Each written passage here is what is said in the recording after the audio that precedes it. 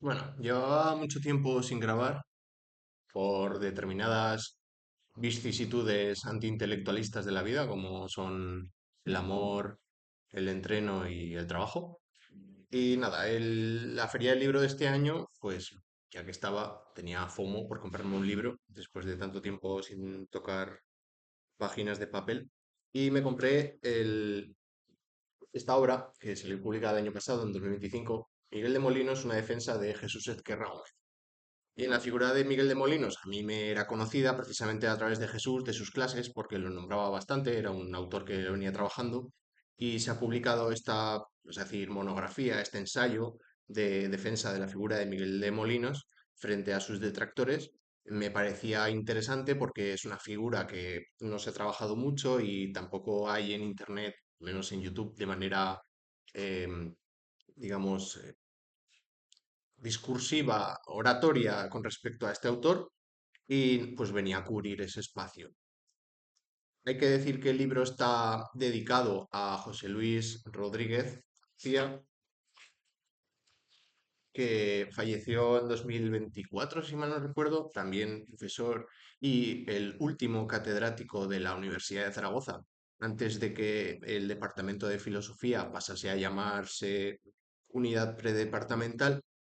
La cuestión es que bueno, pues este vídeo también puede servir un poco de homenaje a su figura. Si ustedes lo quieren ver, hablar y hablar de filosofía al bueno de don José Luis, lo tienen en el canal de Aragüés, tiene una conferencia sobre Deleuze. Ahí es el de los pocos extractos que tenemos de, bueno, hay alguna conferencia de Marx en la página de YouTube de la Universidad de Zaragoza y tal, pero digamos que era una figura pues muy valiosa para la intelectualidad española, compañero de piso en sus años de Gabriel Albiac, cuando todavía tenía melena. Y bueno, pues qué decir de José Luis. Era, pues, como le llamábamos cariñosamente, el dandy cansado, ¿no? Esa figura siempre muy arreglada, estilosa, podríamos decir, con su sombrero, un pañuelo con el que se limpiaba las comisuras de los labios, una dicción maravillosa, unos comentarios muy, unas clases relativamente breves, pero bastante enjundiosas y muy sugerentes sobre todo. Y bueno, pues se nos fue uno de los grandes. Dados estos ya preliminares y esta breve introducción, vamos a pasar con lo que nos atiene hoy, que es lo que se conserva mejor desde el punto de vista temporal, porque al final los clásicos es lo que verdaderamente es actual, ¿no? Entonces, voy a leer básicamente los apuntes de lectura que tengo con respecto a lo que llevo leído de esta obra y no sé hasta dónde llegaré. En principio, pues intentaré leerla completa y traérsela completa, pero veremos a ver cómo se desarrolla la vida intelectual de este servidor. Voy a tratar de que la dicción sea lo más clara posible cuando lea, para que ustedes pues se lo puedan poner a velocidad por dos, que es mucho más cómodo y al final conlleva mucho menos tiempo. Sin más, vamos allá. Vamos con la introducción que se titula El hereje. La pregunta que articula esta introducción es la siguiente. ¿Fue justa la condena por herejía a don Miguel de Molinos? Para ello debemos aclarar primero el significado del concepto de herejía y hereje. La palabra griega "airesis" significa originalmente elección, preferencia o escuela de pensamiento. Deriva de "hairein", que significa tomar o escoger por uno mismo. En su sentido filosófico, dentro del paradigma de la antigua Grecia y Roma, era simplemente una escuela de filosofía o una disciplina de vida que una persona elegía libremente. En su evolución religiosa dentro del cristianismo, el término latino "hairesis" servía para describir la desviación de la doctrina oficial como la negación obstinada de las verdades dogmáticas de la fe cristiana. Alfonso el IX, el último rey de León, en 1155, dice lo siguiente en las siete partidas. Herejes son una manera de gente loca que se trabajan en escatimar las palabras de nuestro Señor Jesucristo, que les dan otro entendimiento contra aquel que los santos padres le dieron y que la Iglesia de Roma cree y manda guardar. Hereje es, por tanto, el de partido, dividido, léase dividido, separado, de la fe católica de los cristianos. Entonces, el hereje es un loco, como dice Alfonso, por estar de partido de la fe común debido a su tergiversación de la interpretación oficial de las palabras de la revelación. Según esta definición, Molinos no fue un hereje.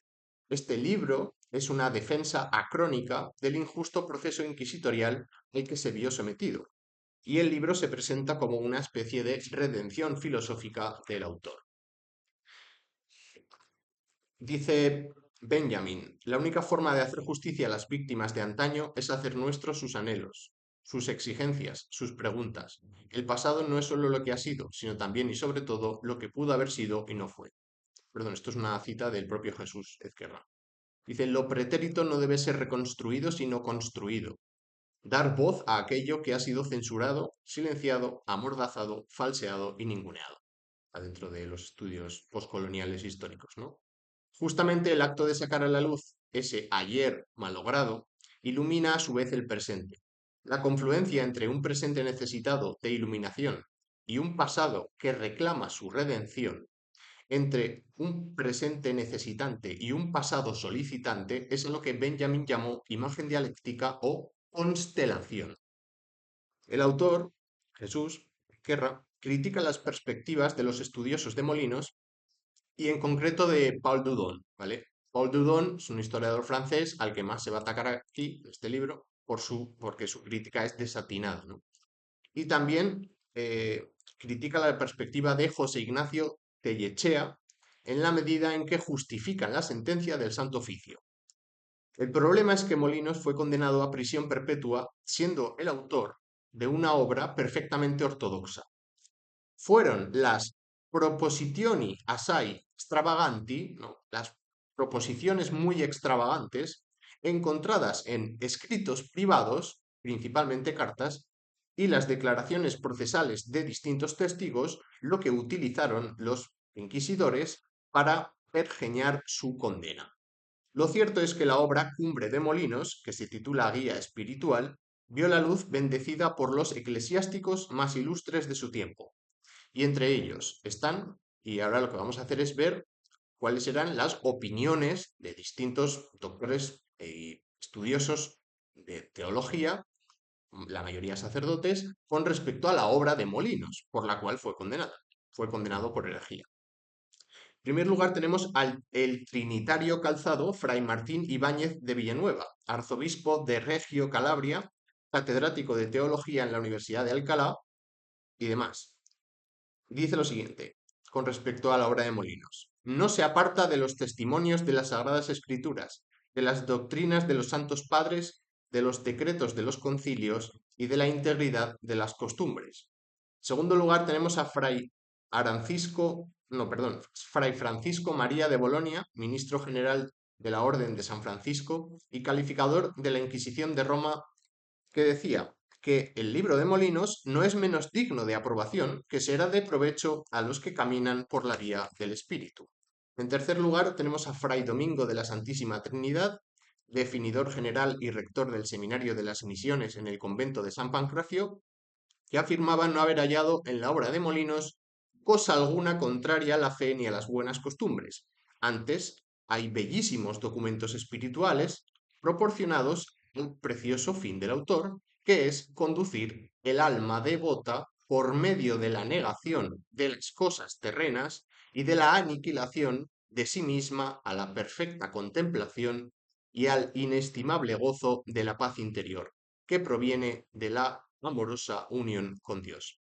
En cuarto lugar tenemos a Fray Francisco de Jerez, predicador real, examinador sinodal en la Archidiócesis de Sevilla, escribía que no hallaba en la guía espiritual cosa censurable, sino sólida y utilísima doctrina, muy conforme a la de los santos padres y doctores sacros. En quinto lugar, Martín de Esparza, filósofo y teólogo jesuita, catedrático de prima de teología en la Universidad de Salamanca y del Colegio Romano de su orden, decía no haber hallado cosa contraria a la santa doctrina y a los sentimientos comunes de los santos padres y demás escritores píos, ni a la santidad y perfección de las costumbres. En sexto lugar, Diego de Jesús, trinitario descalzo, procurador general de su orden de la provincia de España y ministro del convento de San Carlos de Roma, decía no hallar en el libro cuya aprobación suscribía.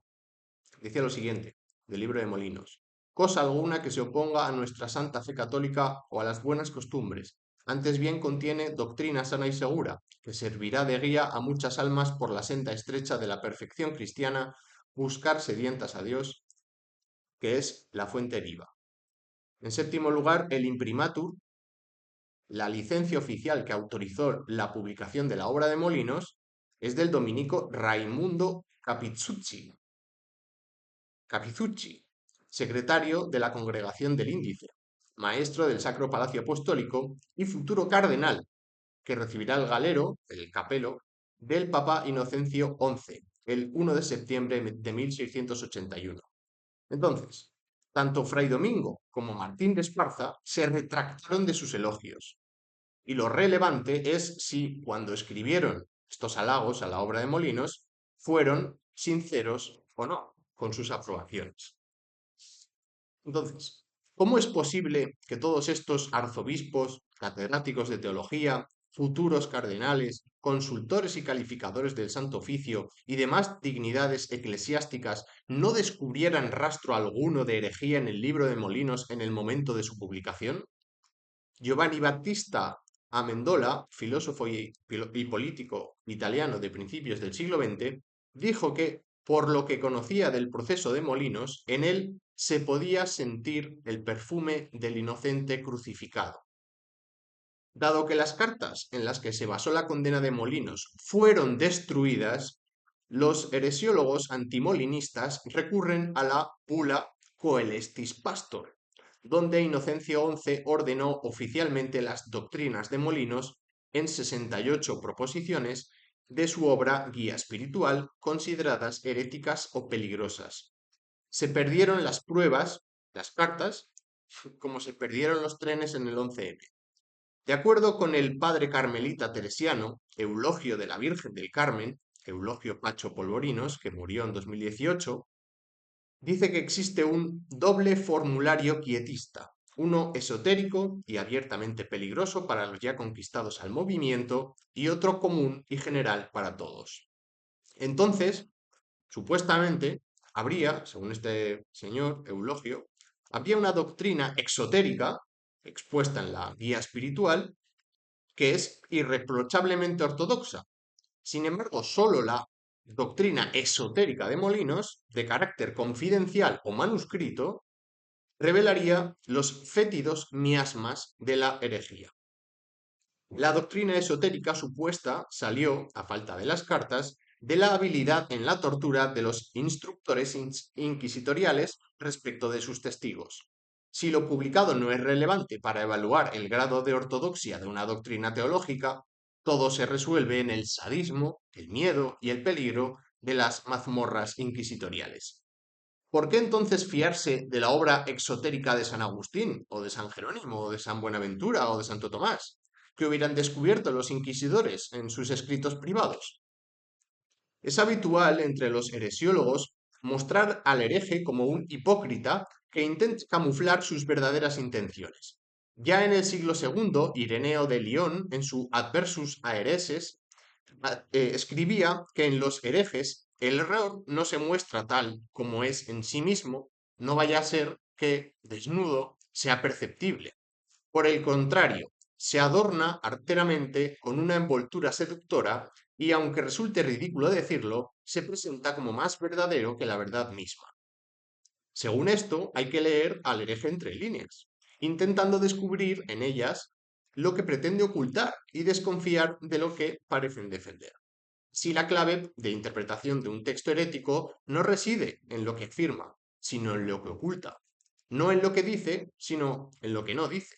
Claro, al contenido oculto solo se puede escudriñar gracias a otros textos que se han hecho desaparecer oportunamente tras haber extraído de ellos ese substrato que revelaría su verdadero sentido. El hermeneuta puede así hacer decir cualquier texto lo que desee, como que los evangelios son el colmo de la herejía y el Mein Kampf un libro piadoso. Cuando uno se acerca al proceso de Molinos, parece que la decisión de condenarle fue tomada de antemano. y se buscaron por todos los medios mecanismos arbitrarios para afianzar ese veredicto inapelable. Según el autor, Jesús Ezquerra, se trata de un caso de idealismo hermenéutico radical, ¿vale? Porque no se condena un texto por estar errado, sino que al condenarlo se confecciona otro texto paralelo que justifica esa misma condena. Eso fue la bula Coelestis Pastor. No figura en ningún texto de la guía espiritual ni de la defensa de la contemplación, que es el segundo libro de Molinos, porque ambos libros fueron irrelevantes dentro de la condena para los inquisidores. ¿Habría herejía sin inquisidores, sin heresiólogos? La pregunta es como, ¿habría crimen sin policía? ¿Habría crimen sin Estado? Bueno, pues, al hereje no se le desenmascara, sino que se le fabrica.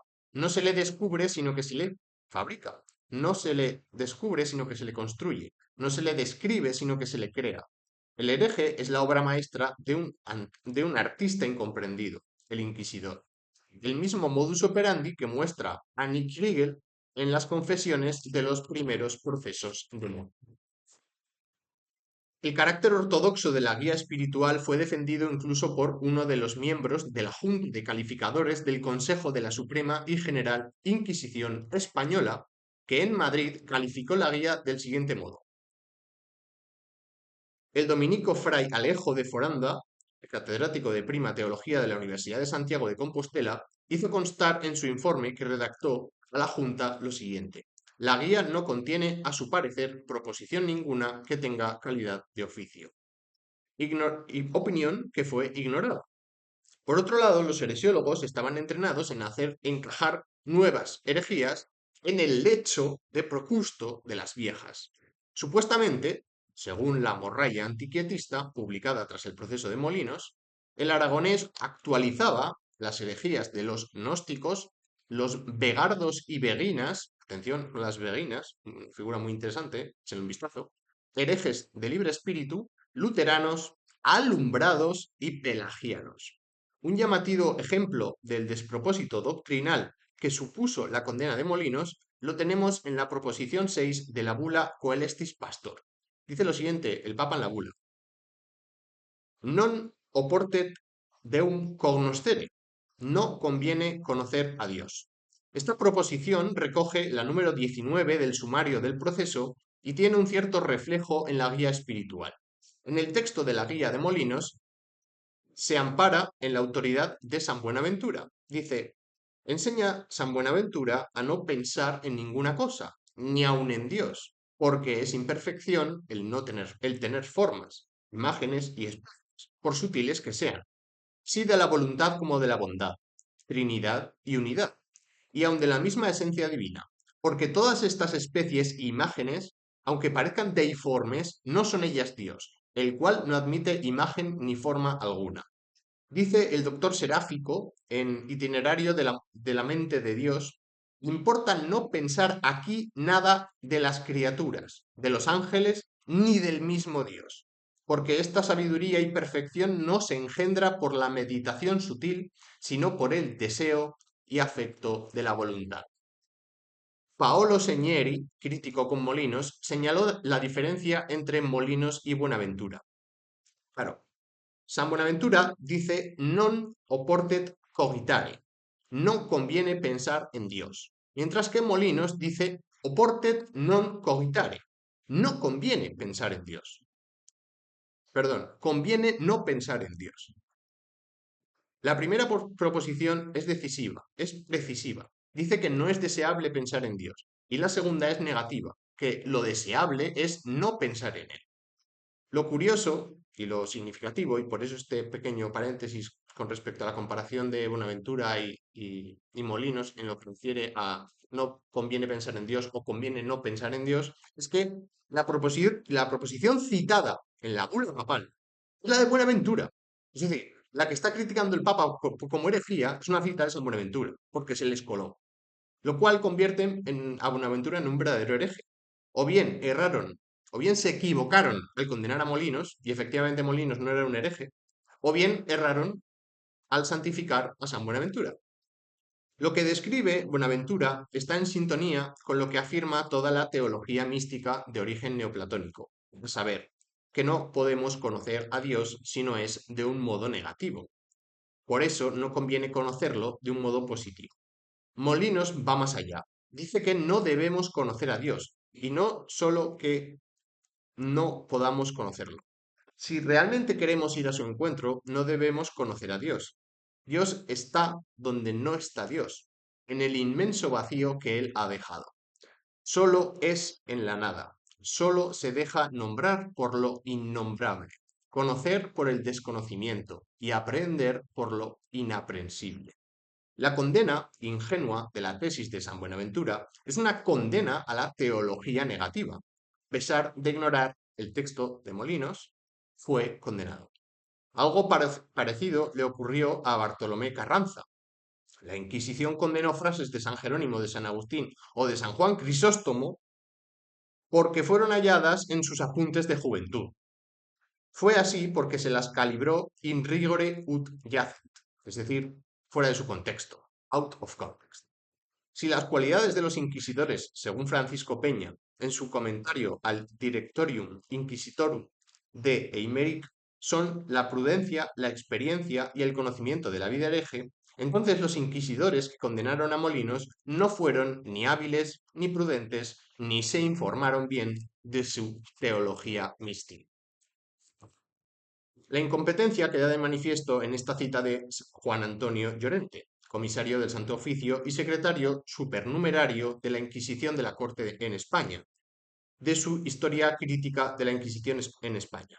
Dice, unos frailes teólogos escolásticos, ignorantes de la verdadera teología dogmática, imbuidos de falsas ideas y muchos de ellos fanáticos y supersticiosos hasta lo sumo, que ven herejías o peligro de ellas en todo lo que ignoran. ¿Están justificados el procesamiento y la condena del aragonés? Miguel de Molinos fue víctima de la necedad arrogante, de la intolerancia cerril y homicida, del desprecio de todo lo que se ignora, del fanatismo ciego, de la ausencia de piedad, de la maldad gratuita y de la degradación moral de una iglesia que hacía mucho tiempo que había dado la espalda a Cristo. Esto daría cuenta del porqué de la destrucción de las actas ante la llegada de las tropas napoleónicas a Roma de 1796. Más de 3 siglos después, muchos católicos siguen justificando la condena. Es preciso, por lo tanto, defenderlo de sus correligionarios. Miguel de Molinos fue un teólogo audaz y un escritor de gran talento, y como dijo de él el Papa Inocencio XI, un hombre de bien. Son numerosos los testimonios que le presentan como un hombre sabio, virtuoso, moderado, humilde, piadoso y sincero. Un varón de singular virtud. Y vamos a recoger una serie de citas de distintas figuras o autoridades con respecto a la opinión de la persona de Miguel de Molinos. En primer lugar, Isidoro Aparicio Gilart, obispo de Croya, escribió en su vida del venerable Mosén Francisco Jerónimo Simón: cuando Molinos fue enviado a Roma, era tenido por un eclesiástico muy virtuoso, modesto, retirado, espiritual y tan ejemplar que edificaba en el púlpito con sus sermones y pláticas, y tenía mucho regusto de personas que le fiaban sus almas felizmente. Segundo lugar, el 31 de julio de 1685, Dom Durand escribe a Dom Ruinart, ambos mauristas franceses residentes en Roma: he visto a personas muy sabias y justas que hablan en términos favorables de ese doctor Molinos y que dicen que es un hombre muy humilde y muy desinteresado. En tercer lugar, según el testimonio de un benedictino de la abadía de Saint-Germain-des-Prés, que estuvo en Roma en el momento de la detención de Molinos, no había en absoluto unanimidad en esa ciudad en lo relativo a su culpabilidad. Dice, nada más dividido que Roma en lo que al asunto de Molinos y de los demás quietistas se refiere. Observo que la mayoría de las personas ecuánimes convienen en que dicho doctor era irreprochable en su vida y en sus costumbres. En cuarto lugar, Cornand de la Croix escribe en su Recueil que Molinos era un hombre franco y sincero, que se abría fácilmente con las personas de probidad y que estaba siempre dispuesto a dar aclaraciones a quienes se las solicitaban. Además, recuerda que no aceptó nunca ninguna dignidad ni beneficio eclesiástico, aun gozando durante mucho tiempo del favor del Papa y de numerosos cardenales. Y termina. Si ha enseñado algo contrario a los prejuicios comunes, ha sido únicamente por amor a la verdad.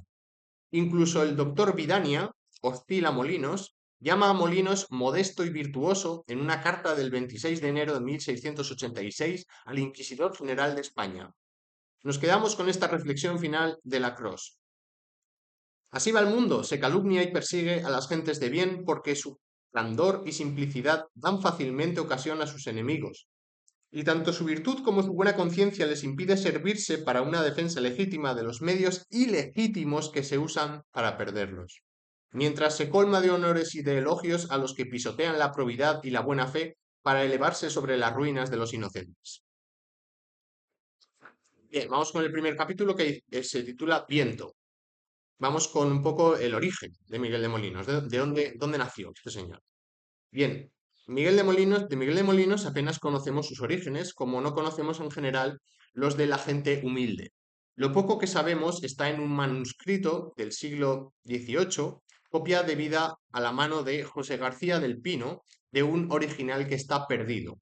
Este documento, editado por Justo Fernández Alonso en 1964, que se conserva en la biblioteca de la Embajada de España de la Santa Sede, actualmente biblioteca del Instituto Español de Historia Eclesiástica, o Iglesia Nacional Española de Santiago y Montserrat, con el número de signatura 103 y su título reza así: Vida del doctor don Miguel de Molinos Aragonés, condenado en Roma por el sacrosanto y tremendo Tribunal de la Inquisición. Ubram fugat veritas. La verdad ahuyenta las sombras. Dice, triunfo de la verdad y de la santísima, triunfo de la verdad y de la santidad de nuestro señor Papa Inocencio XI contra el dicho Miguel de Molinos, sus errores y maldades. El manuscrito no ofrece el nombre de su autor, pero José Ignacio Tellechea y Dígoras descubrió que fue don Alonso de San Juan que conoció y trató con asiduidad a Molinos. El manuscrito es posterior a su encarcelamiento y exhibe un celo excesivo en pintar con sórdidos tonos la figura del hereje. Miguel de Molinos, dice el texto, nació en un lugar del reino de Aragón que es mejor no nombrarlo. Nació en 1628 en Muniesa, buen pueblo, en la zona baja de Teruel, entonces perteneciente a la diócesis de Zaragoza, y fue hijo de Pedro de Molinos y de María Ana Zugía. Así escribe Paul Dudon el pueblo para dar esa connotación herética al lugar. Fijaos cómo describe a Paul Dudon a Muniesa.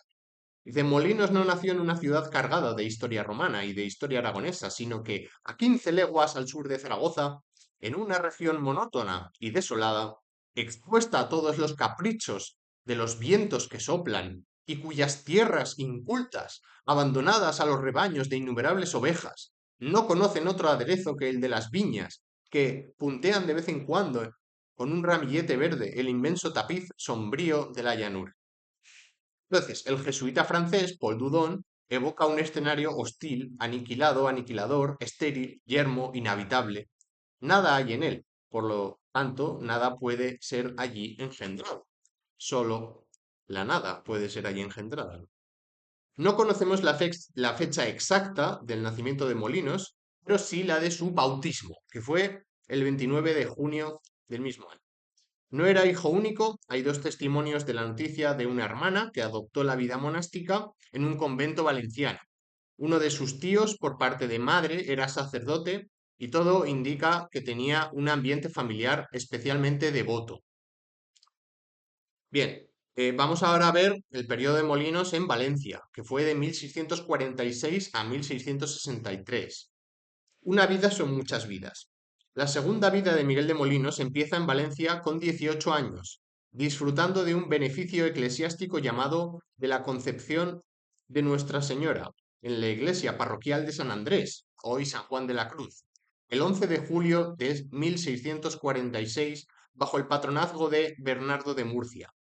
En Valencia, Molinos vivió primero el hambre provocada por las malas cosechas y después la peste entre 1647 y 1648. Se estima que murieron alrededor de 17.000 personas. Solo en la parroquia de San Andrés, que era donde era beneficiado Molinos, se registraron 500 muertes. Miguel en Valencia estudia y reza. En el Colegio de San Pablo, dirigido por los jesuitas, recibe las órdenes sagradas. El subdiaconado el 18 de diciembre de 1649, el diaconado el 25 de marzo de 1651 y finalmente el presbiterado el 21 de diciembre de 1652. También allí posiblemente adquirió el doctorado en teología. Tanto en Valencia en 1662 como en Roma en 1671 entró en contacto con las congregaciones religiosas llamadas Escuelas de Cristo. El 28 de abril de 1662 es nombrado segundo nuncio del altar.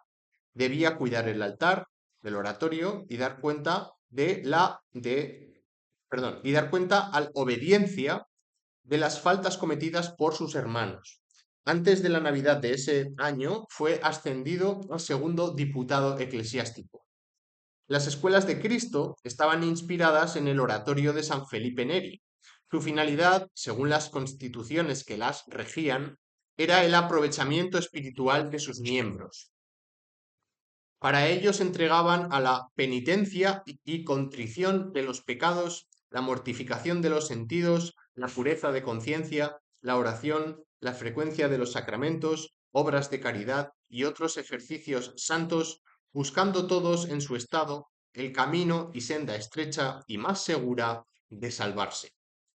Alonso de San Juan dijo que ahí tuvo principio su perdición. Allí empezó a fraguarse la herejía quietista, ¿vale? Las escuelas de Cristo, debido a estas constituciones que hemos leído, a estas rutinas, estas costumbres, pues Alonso de San Juan intuye que por aquí pudo venir la deriva quietista. Pero no solo fue el ambiente.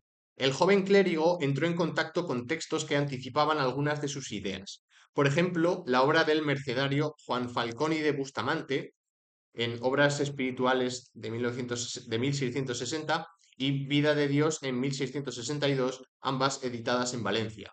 También en Valencia se editará en 1675 la obra de Antonio Panes, Escala mística y estímulo de amor divino. Molinos tuvo contacto con este franciscano descalzo, de hecho le dedicó su libro y su influencia en la teología mística de Molinos es notable. Bien, vamos ahora con la cuestión clave que llevó a Molinos a Roma, que fue Francisco Jerónimo Simón. Bien, Molinos viajará a Roma a finales de 1663. ¿Para qué? Para procurar la beatificación de Francisco Jerónimo Simón. Este señor, Francisco Jerónimo Simón, asceta, visionario y taumaturgo, que tras su muerte fue considerado un santo y se le homenajeó en múltiples lugares de la ciudad del Turia, en Valencia. Vamos a narrar una anécdota algo escatológica para ver el cariz de este personaje. Dice, en cierta ocasión vio a un pobre del Hospital General que intentaba inútilmente ingerir la comida que le estaban dando. Tan débil y tan enfermo estaba que apenas tragaba la comida, volvía a vomitarla a medio mascar. Según cuenta una memoria de la época, teniendo asco, se juzgó que estaba mal mortificado, y no queriendo ser vencido del deseo natural, aunque sintiendo el horror y la repugnancia que pueden considerarse, tomó lo que el pobre había lanzado de su boca y lo comió, venciendo así a sí mismo.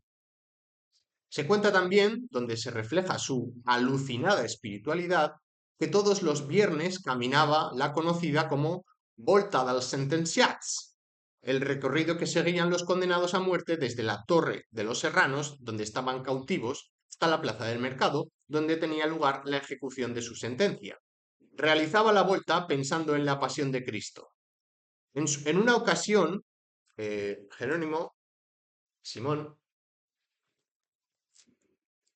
mientras estaba dando esta vuelta, este recorrido, pensando en la pasión de Cristo, tuvo una visión con los ojos del alma en la calle Caballeros.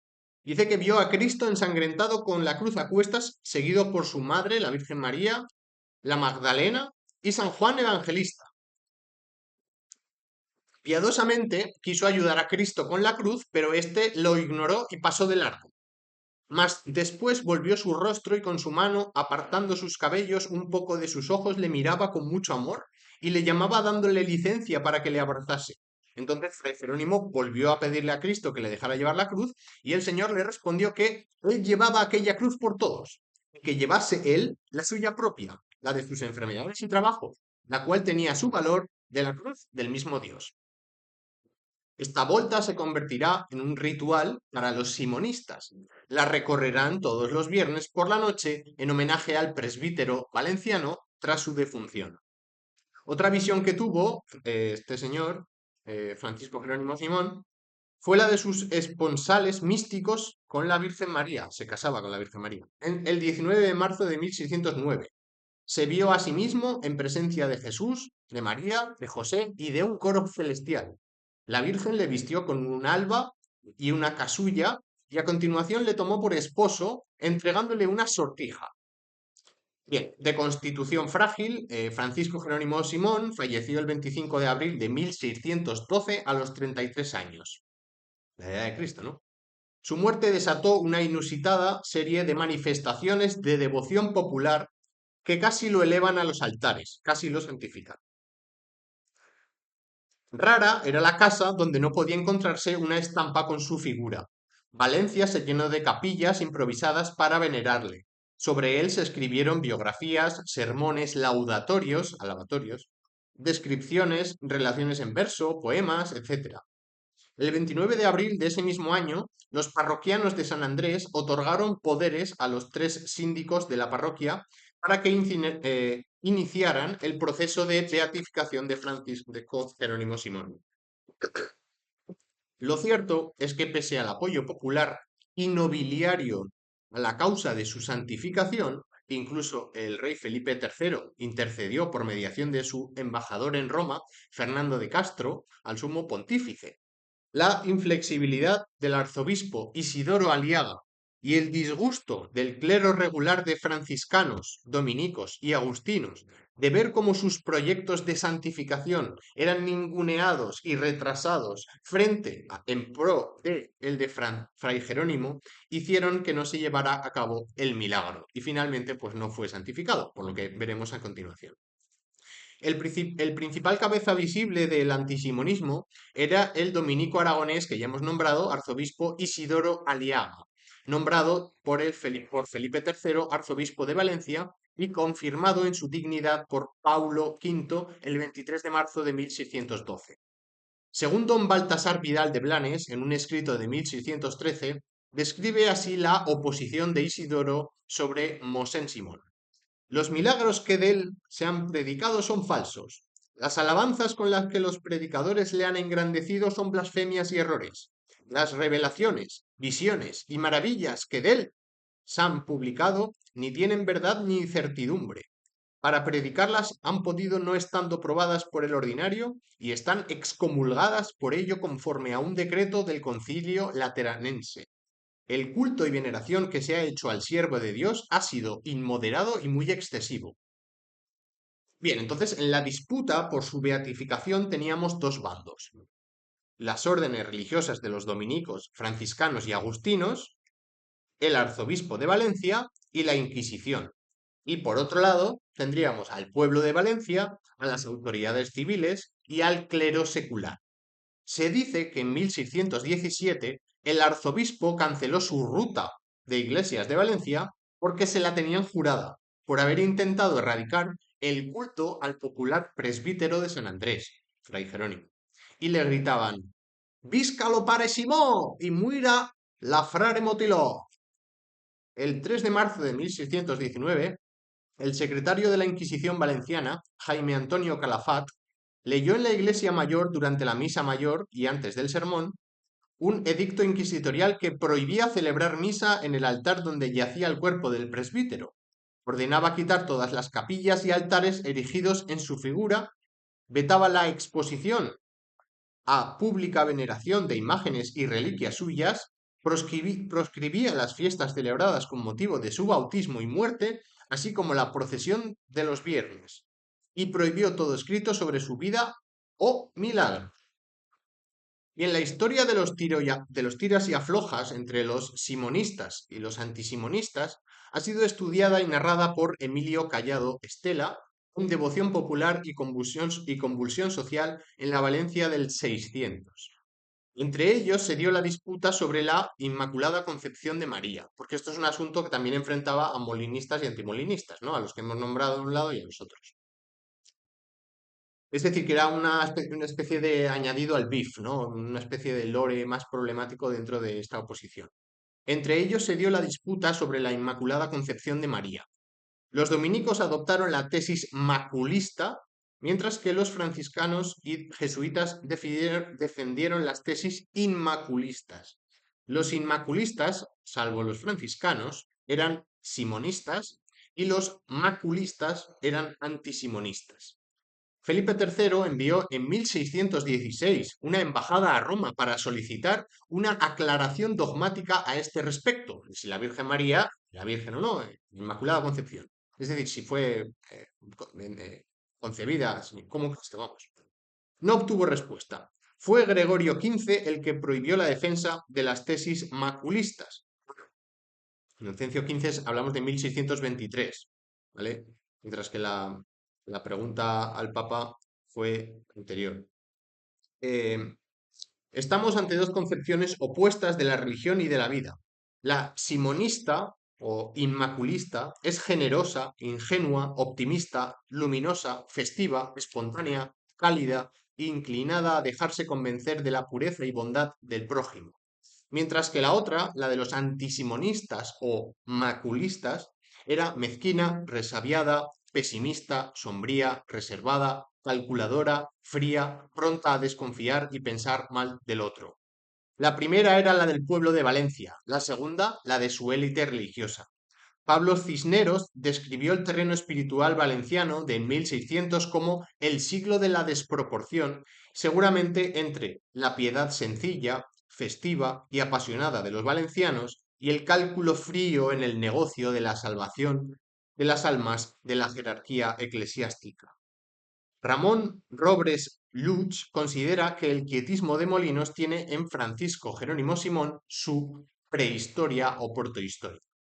Cuando llegó a Valencia en 1646, Molinos encontró los ánimos de los simonistas algo sosegados. Habían pasado 34 años desde la muerte de Francisco Jerónimo Simón. El 15 de enero de 1628, debido a la sangría económica causada por la proliferación de beatificaciones, se publicó un decreto que establecía que debían pasar al menos 50 años desde el fallecimiento del posible beato antes de ascender a los altares.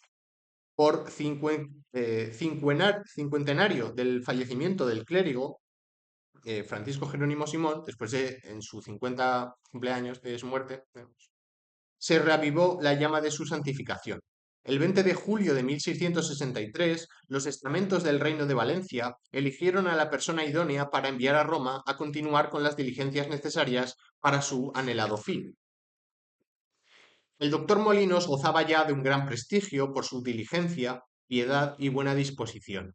Se consideró que era el hombre de suficiente literatura, retirado, virtuoso, bien opinado por el fruto, que hacía en el púlpito y en el confesionario, inteligente en negocios, y muy devoto del padre Simón. Isidoro Aparicio Gilard, obispo de Croya, escribió: cuando Molinos fue enviado a Roma era tenido por un eclesiástico muy virtuoso, modesto, retirado, espiritual y tan ejemplar que edificaba en el púlpito con sus sermones y pláticas y tenía de mucho regusto de personas que le fiaban sus almas felizmente. Una cita que ya hemos leído previamente. Además, Miguel era beneficiario de la parroquia de San Andrés, beneficiado de la parroquia de San Andrés, como también lo fue Mosén Simón. El 3 de octubre de 1663, en sesión solemne celebrada en la gran sala daurada de la Diputación, donde se hallaban reunidos el capítulo, el obispo, el arzobispo y el cuerpo de los tres estados, una representación del clero, la armada y el rey, Molinos fue nombrado síndico, agente, postulador y procurador en Roma de la causa de beatificación de Francisco Jerónimo Simón. También Molinos fue designado por el arzobispo Martín López de Ontiveros para efectuar en su nombre la preceptiva visita ad limina sanctorum apostolorum al Papa. Es decir, que es una especie de informe que tenían que hacer los arzobispos y tal al Papa, entonces tenían que mandar a alguien y 40 eclesiásticos habían excusado este encargo alegando mucha edad, mala salud o el inaplazable trabajo. Entre sus honorarios estaban 265 libras de plata doble como salario anual, 200 de ayuda de costa y 100 libras anuales aportadas por el clero de la parroquia de San Andrés. El dinero era necesario no solo para la manutención del propio procurador, sino también para recabar información útil para la causa, hacer gestiones y adquirir regalos para inclinar voluntades en favor de la beatificación del clérigo valenciano. Por ejemplo, sabemos que en diciembre de 1664 Molinos pagó 16 libras y 3 sueldos en regalos al cardenal Albizzi y 4 libras y 13 sueldos en presentes al procurador Claudio Bobillau. Llevaba cartas de recomendación del rey, de estamentos de Valencia, de la ciudad del Turia, del arzobispo Ontiveros y del cabildo metropolitano, dirigidas al Papa, a Pedro Antonio de Aragón, a los cardenales de la Congregación de Ritos y a Juan Migesio, procurador de la causa de Tomás de Villanueva, del que había logrado su canonización en 1658. Bien, vamos a ver el episodio de Molinos en Roma y con esto yo creo que terminamos el vídeo. Molinos viajó a Roma en la segunda quincena de noviembre. En este momento Roma era el centro del mundo para un católico. Viajó en barco.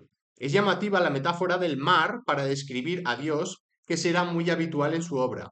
La navegación también le servirá de alegoría para comparar la contemplación con la meditación. Desembarca en Liorno, actual Livorno, y allí visita el legato judío. Dice, la huida de marranos portugueses y españoles a las zonas de Italia no sometidas a la corona española huyendo de la Inquisición fue tan intensa en los siglos XVI y XVII que los españoles eran conocidos allí como los marrani y los giudei. Los judíos sefarditas del gueto de Livorno tenían plenos derechos de ciudadanía, otorgados por la célebre Livornina, carta promulgada por el gran duque de Toscana, Ferdinando II de Médicis. Alonso de San Juan escribe que Molinos visitó el gueto de Liorna por curiosidad. ¿A qué se debe ese interés de visitar el gueto por parte de Molinos? ¿Caso tenía parientes? Muniesa era tierra de cristianos viejos, aunque Molinos era un apellido sospechoso en Aragón a principios del siglo XVI. En el Libro Verde de Aragón de 1507 se registraron los antecedentes conversos de algunas familias aragonesas. Ahí se puede leer que un tal Leonis de Molinos, vecino de Zaragoza, hereje judío, fue relajado en persona el 25 de abril de 1489. Incluso la Inquisición le condenó, incluso la Inquisición que condenó a Molinos mandó una expedición secreta para investigar sobre su linaje y comprobar si tenía antepasados judíos o no. Molinos llega a Roma a finales de diciembre de 1663. Una lista animorum de 1673 nos informa que en Roma, cuando llegó Molinos, era una ciudad con 82 iglesias parroquiales, 52 obispos, 2.513 sacerdotes, 3.322 frailes y religiosos, 2.081 monjes, 2.074 cortesanos del Papa, 1.347 pobres de hospital, 218 presos y 778 meretrices y un papa. Molinos tendrá que desenvolverse y prosperar en este nuevo laberinto. Claudio Accilini, jurista, filósofo y poeta boloñés, escribió en 1601 que en Roma se llega en Roma se llega a algún grado de grandeza por 4 medios: por esplendor de la sangre, por dineros, por fortuna o por fatiga. Molinos es de estos últimos. Llegó al esplendor en Roma por fatiga, por esfuerzo, por trabajo, por constancia. Molinos se aloja, al llegar a Roma, en la vía del Corso, pero la humedad del lugar, el agua que pasaba por debajo cuando llovía, le obligó a mudarse a la vía de la Vite, cerca de la iglesia de San Andrea de la Francia. Finalmente, tras unos años residiendo allí, fue a vivir cerca de San Lorenzo in Panisperma, en el barrio de los Martí, Esa fue su morada hasta el momento de su detención por el Santo Oficio en julio de 1685. En lo que refiere a su empresa, a su labor en Roma, Molinos y el cardenal Aragón, por la intermediación de Felipe IV, consiguieron que la Congregación de Ritos reasumiera la causa de beatificación el 8 de abril de 1665. El Papa promulgó dos decretos apostólicos, la reasunción de la causa y el segundo ordenaba que la Inquisición entregase su proceso, pero no lo hicieron porque el sumario no estaba concluido. Esto paralizó el progreso de la causa y frustró la beatificación de Francisco Jerónimo Simón. La labor de los antisimonistas que sumaron a la Inquisición a esta causa fue muy efectiva. Ni siquiera se llegó a discutir la causa en la congregación de los ritos y ceremonias porque la Inquisición estaba en ese proceso de evaluarle y como no habían terminado, pues no podían empezar con el siguiente paso. 12 años pasarán y el celo y fervor de Molinos resultaron inútiles. La Diputación de Valencia, ante la penuria de resultados, relevará finalmente al aragonés de su misión y encargará la tarea de agente y procurador de la causa, sin salario, al romano Juan Bautista Mauro, empleado en la dataría apostólica. Era básicamente un recaudador de impuestos, ni siquiera era clérigo. Claro, Molinos, en una carta del 12 de enero de 1675, dirigida a los comitentes valencianos, muestra su perplejidad porque tan ardua y delicada tarea de santificar a Fray Francisco se hubiera confiado a alguien que ni era español, ni era eclesiástico, ni tenía interés ninguno en la causa. Hay que tener presente que la cuota de santos españoles estaba inflada. En 1609 fueron beatificados Ignacio de Loyola y en 1614 Teresa de Ávila. Ambos serán canonizados en 1622. También serán canonizados Tomás de Villanueva en 1658, Francisco de Sales en 1665 y Pedro de Alcántara en 1669. En 1675 serán beatificados Juan de la Cruz y Francisco Sánchez Solano. Además, el excesivo presupuesto que estas canonizaciones suponían era una constante preocupación de la congregación. Incluso Inocencio XI, atendiendo a la propuesta de este dicasterio, reducirá drásticamente sus gastos mediante un decreto, el 15 de octubre de 1678. Tras la condena de Molinos, la afinidad espiritual que tenía Molinos con Mosén Simón hizo que la causa de beatificación y santificación de Mosén Simón diese el carpetazo final, porque claro, se sospechaba que la herejía y el quietismo de Molinos bebía precisamente de esta figura que habían venido a defender. Pero Molinos en Roma no solo se dedicó a atender la marcha de la causa de Francisco Jerónimo Simón, también siguió su propio camino espiritual. Al llegar a Roma se integró en la Hermandad de la Escuela de Cristo, con la que probablemente ya había contactado a través de la Escuela de Cristo de Valencia en la que residía. Tras muchos lugares de reunión de esta Escuela de Cristo, finalmente se instalaron en un local propio vecino a la iglesia de San Ildefonso de los Agustinos españoles en la Vía Sixtina. En Roma Molinos encontró un ambiente devoto favorable al quietismo, por no decir abiertamente quietista. Una de las figuras más relevantes fue Giacomo Lambardi de Begaña. Lambardi fue procesado por el Santo Oficio, aunque no llegó a ser condenado al morir prematuramente debido a su mala salud. No obstante, sus obras fueron prohibidas también. Otro relevante quietista fue Giovanni Antonio Solazzi de Vetralla, confesor de los monjes de la Santísima Incarnazione de Roma y también protonotario apostólico y beneficiado de Santa María Maggiore en Roma. En el mismo año de la publicación de la Guía Espiritual, en 1675, vio la luz su modo facile per far acquisto del Orazione di Quiete. ¿Vale?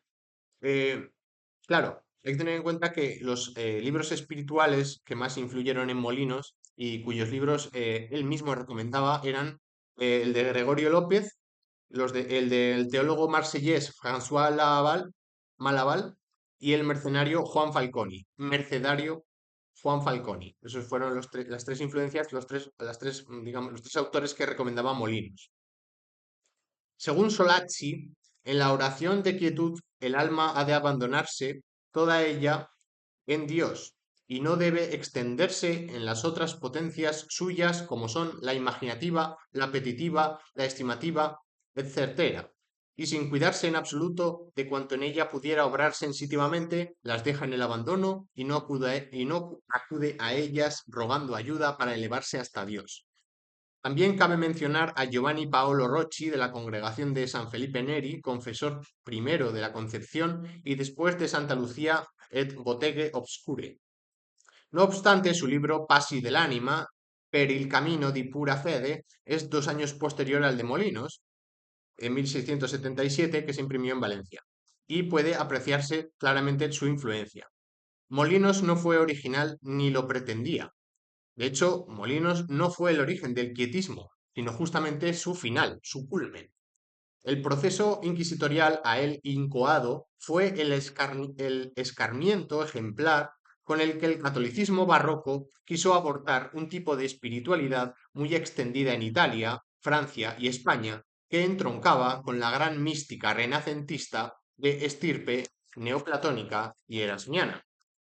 Molinos era partidario de la comunión frecuente y celebraba misas con asiduidad en diversas iglesias, en San Juanino de los Padres Mercedarios Españoles, en Santos Andrea y Claudio dei Borgognoni, en San Andrés del Quirinal, oratorio del noviciado de los jesuitas edificado entre 1658 y 1670 por Gian Lorenzo Bernini, la de las monjas capuchinas que está cerca de San Francisco de Paula, Nuestra Señora de los Montes de San Lorenzo Infonte, San Pedro Advíncula, San Silvestre de Montecaballo, etc.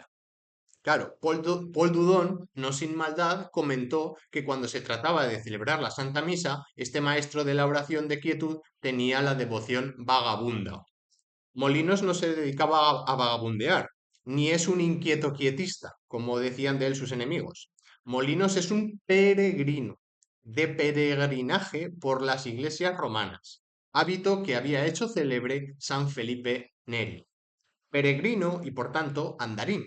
Se dice que caminaba leguas y gustaba de salir 3 millas de la ciudad para ir a la fontana del agua afetosa. También gustaba de las delicias de Frascati, lugar de recreo de la nobleza romana y papal. Molino sabía disfrutar de estos placeres humildes. No era de esas personas torvas, rigurosas, fanáticas, tristes, llenas de odio hacia sí mismas y hacia todo lo que vive y goza viviendo, tan habituales entre los católicos postridentinos, sino alguien alegre, vital, tolerante, curioso, sibarita, amigo de la ironía y de los deleites honestos. La alegría es una de las señas de identidad del molinismo.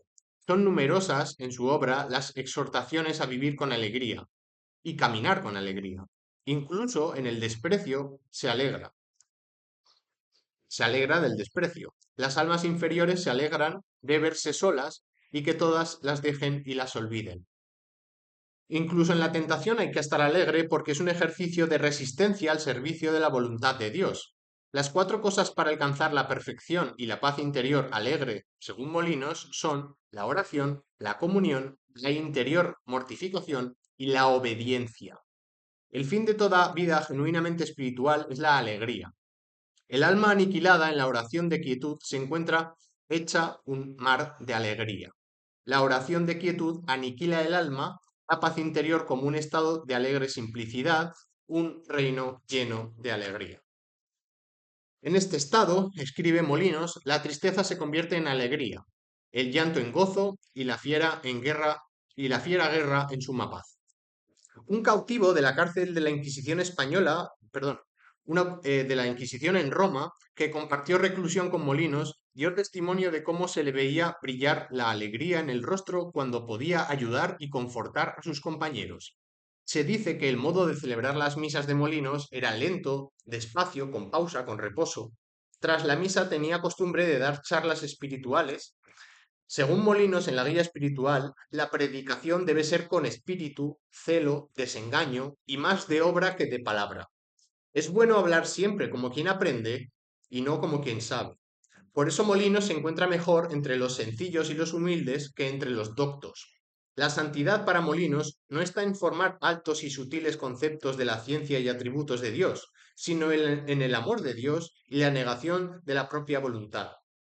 Al finalizar la misa, se solía sentar en un banco de la iglesia y daba charlas espirituales, mayoritariamente a mujeres, sobre la oración de quietud, a veces durante más de 3 horas. Sus charlas debían ser bastante inspiradoras y extasiantes porque sus discípulos le veneraban como a un ángel del cielo. En su proceso, Francesca Ferretti dirá que tenía un discurso que encantaba.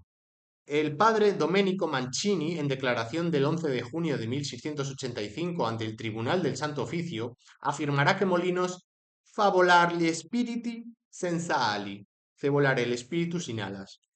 Molinos conquistó con su verbo oral o escrito. Dudón afirma que llegó a ser una suerte de rey espiritual en Roma debido, según su cerrazón mental, la de Dudón, al carácter taimado, malicioso, astuto y marrullero de Molinos. Le atribuye una psicología del aventurero audaz y enterado, con confianza en sí mismo, hábil en el manejo de los hombres y en el fingimiento. Claro, su mala fe, la de Paul Dudón, ignora los numerosos testimonios que nos muestran a Molinos como un hombre sencillo, noble, claro, bueno y entusiasmado. Animaba a sus discípulos a pedir a Dios,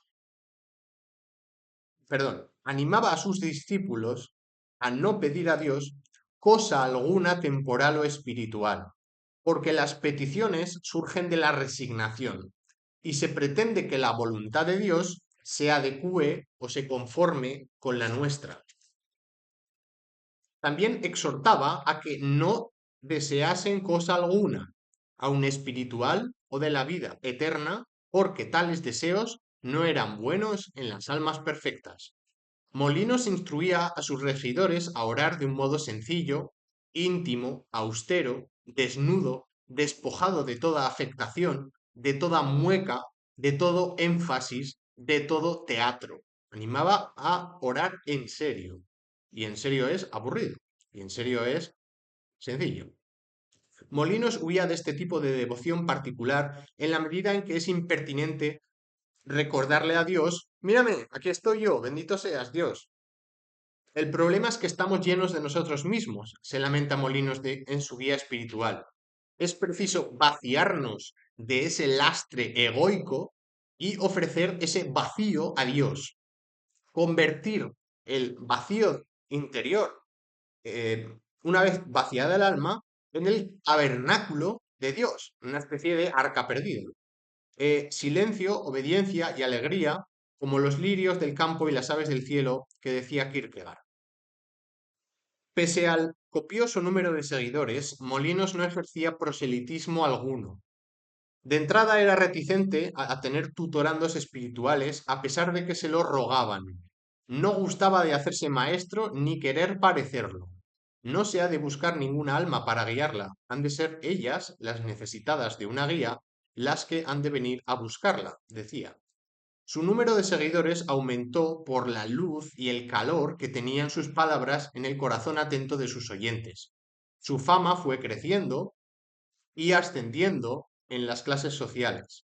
Entre quienes quedaron fascinados por Molinos se encuentran las princesas Ludovisi y Borghese, la reina Cristina de Suecia, los cardenales Azzolini, Ricci, Puccini, Cibo y Lauria, así como los consejeros del Papa Favoriti y Casoni, incluso el Papa Odescalchi, Inocencio XI, se sintió atraído por las ideas y la personalidad de este clérigo aragonés.